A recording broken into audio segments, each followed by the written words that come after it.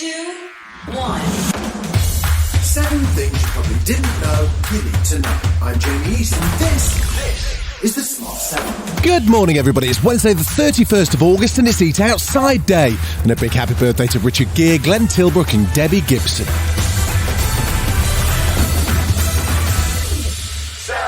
As pressure mounts on the two Tory candidates to offer more support for UK households, the Chancellor's been in the United States looking for solutions to the cost of living crisis, something Labour's criticised, saying the government should be listening to people here at home. A movement urging consumers not to pay their energy bills is also gaining momentum. Don't Pay UK isn't something the Mayor of Greater Manchester is supporting, though, and as calls for utility firms to be nationalised ramp up, Andy Burnham told Good Morning Britain people want to see real change. The leaders who want to be the next Prime Minister kind of calling for more Thatcherism. Well, that got us into this mess, in my view. In the 80s, we sold off the water, we sold off the gas, we sold off the electric, we sold off the buses, we sold off the trains.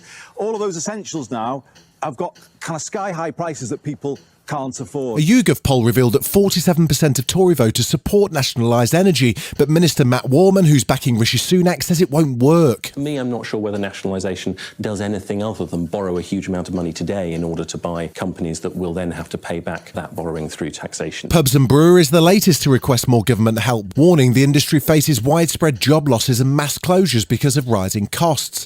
They've asked the government to introduce an energy cap for small businesses, and brewery owner Paul Jones warned of a bleak winter. People at home are spending more money to heat their homes. When they go out, their favourite pubs are going to be teetering on the brink of collapse. And so the consumer's being charged multiple times because of the incredible rise in energy prices.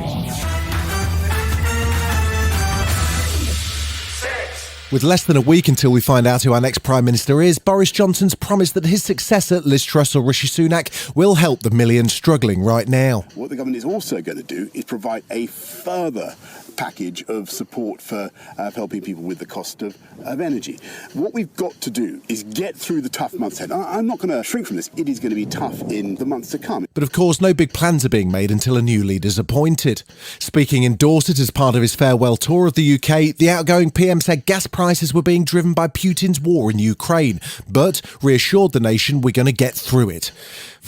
He hasn't even left number 10 yet, but when asked about a potential political comeback, Boris may have swerved the question, but didn't rule it out. I'm concentrating on today, and today is a great day for me. I think, on the whole, people in this country are more interested in their gigabit broadband than they are in the fate of this or that politician.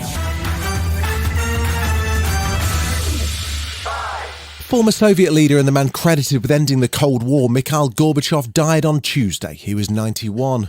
Meanwhile, as the row over the Zaporizhzhia nuclear plant continues in Ukraine, experts from the UN Nuclear Watchdog have arrived in the country.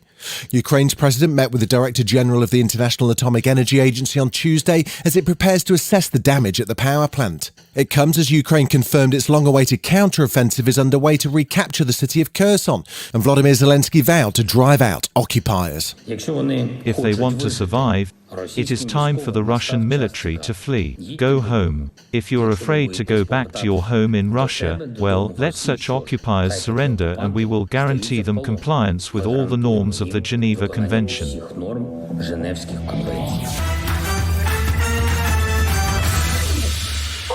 An international appeal to raise more than £130 million for Pakistan was launched on Tuesday, and the UK answered that call for help, with Boris Johnson promising more aid for the country. Over 1,100 people have been killed in the floods there since June, and millions have been displaced after weeks of rainfall. The UN Secretary-General Antonio Guterres is due to travel there next week.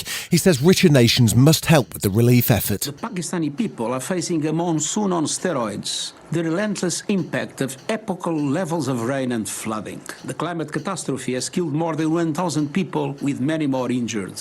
Millions are homeless. Schools and health facilities have been destroyed. Livelihoods are shattered. Critical infrastructure wiped out, and people's hopes and dreams have washed away. Still to come on the Smart 7, Emma Raducanu out of the US Open, and Elizabeth Olsen reveals what's been dubbed the biggest surprise ever in a Marvel movie. Right after this.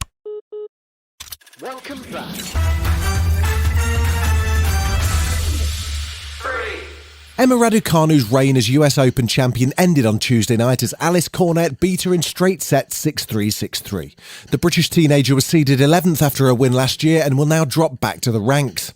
Making his return to the US Open for the first time since 2019, four-time US Open champion Rafa Nadal narrowly avoided dropping out of the tournament, losing his first set to Rinky Hijikata, but recovered to win 4-6, 6-2, 6-3, 6-3. With Novak Djokovic not taking part this year, Nadal is seeking his 23rd major, and speaking after the match, he was happy to be back. I thought that maybe I will not be able to be back, but here I am now, super happy. The night sessions here in New York are the best, without a doubt, so can't thank enough everyone.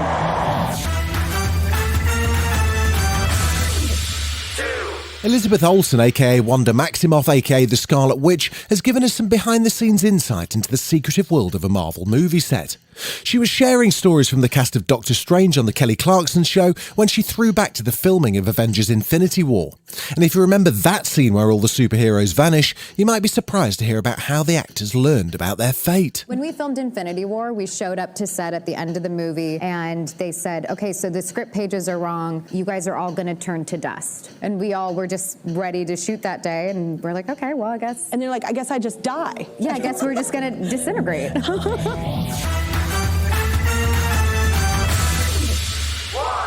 Fans will be able to see The Lord of the Dance in a whole new light from Friday, as his first spy thriller hit cinemas 4 years after it had its world premiere. Michael Flatley stars in Blackbird, which he wrote and directed, with The Dark Knight's Eric Roberts and Patrick Bergin of Sleeping with the Enemy fame also taking leading roles. The 64-year-old told BBC Breakfast his mum supported his latest career move. 2016, God called for her on the 28th of December. But I know she's watching over me, and I know she'd be proud of this. It's exactly the kind of movie that she would have loved. So, not much longer to wait to see the Riverdance star play an ex-MI6 operative who's drawn back into a world of espionage. Yeah. We must get Victor involved. No one can do what he does. Not the man I used to be. The Blackbird is dead. This has been The Smart 7. Wherever you're listening, do us a favour and hit the follow button. We'll be back tomorrow at 7 a.m. Have a great day. Written, produced and published by Daft Doris.